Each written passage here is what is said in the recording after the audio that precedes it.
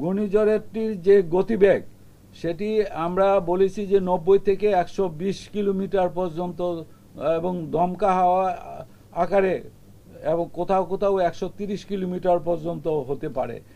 এটা কোনো একেবারে যে মানে একদম লিমিটেড যে 120ই হবে এরকম না, 115 হতে পারে।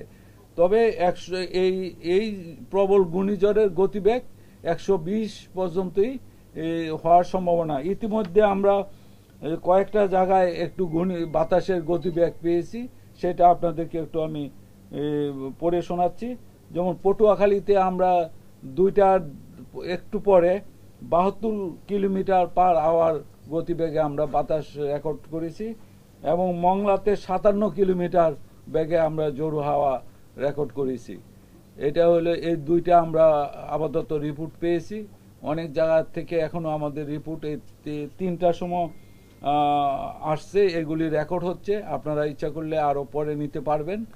আমরা 6টা সময়ে, যেহেতু ঘূর্ণিঝড়টি এখন অগ্রভাগ শুধু আঘাত করতেছে, যখন ঘূর্ণিঝড়ের কেন্দ্রটা বাংলাদেশের উপকূল অতিক্রম শুরু করবে, যেটা সন্ধ্যা 6টা থেকে পরবর্তী 3-4 ঘন্টা, এটা যখন শুরু করবে তখন বাতাসের মানে পূর্ণ গতিবেগটা আমরা কোথায় কি হয়েছে সেটা আমরা জানতে পারবো।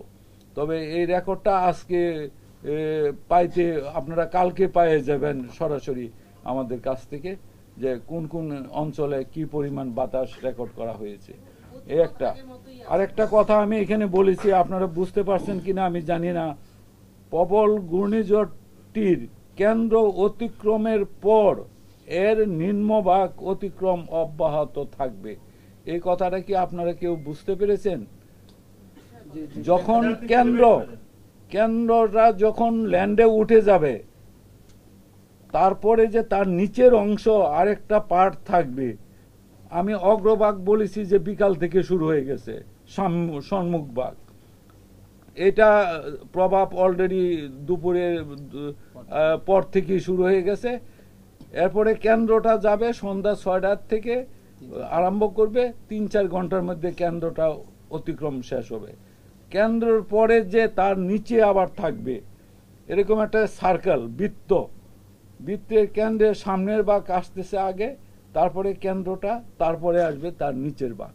এই কথাটা আমরা এবার স্পষ্ট করে এই বুলেটিনে বলে দিয়েছি। ওই সময়টা কেন্দ্র অতিক্রম করলেও ঘূর্ণিঝড় শেষ হবে না, তারপরেও তার নিচের যে অংশটা, পরবর্তী অংশটা, সেটা আমাদের ল্যান্ডের দিকে দাবিত হইতে থাকবে, উঠতে থাকবে। সেই অবস্থায় বাতাস হবে, বৃষ্টি হবে, জোড়ো হাওয়া হবে, জলোচ্ছ্বাস হবে, সবকিছু তার সাথে হবে। হ্যাঁ, সেটাই মধ্যরাত বা তারপরেও কিছু সময় অব্যাহত থাকতে পারে। এটা একেবারে পারফেক্টলি আপনার সেকেন্ড মিনিট হিসাবে বলা যাবে না। এটা দুর্বল ল্যান্ডে পরিপূর্ণ ওঠার পর, ল্যান্ডে আসার পর যখন আর সে এনার্জি গেইন করতে পারবে না, তখন পর্যায়ক্রমে এটা দুর্বল হয়ে স্থল নিম্নচাপে পরিণত হবে।